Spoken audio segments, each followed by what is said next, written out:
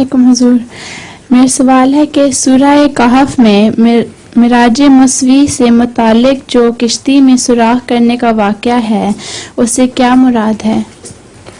کشتی میں سوراخ کرنے کا جو واقعہ ہے اس سے مراد یہ ہے کہ وہ غریب کسانوں کی کشتی تھی اور اس سے پہلے پیچھے اس کو پتہ چل گیا تھا،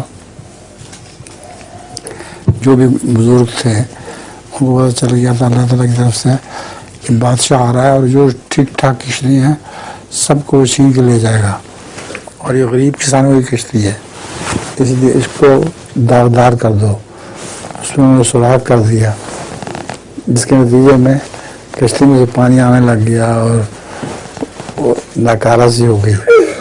تو بادشاہ نے آگے جو چیک کیا اس کے فوجیوں نے، تو انہوں نے اس کو ناکارہ کر کے چھوڑ دیا۔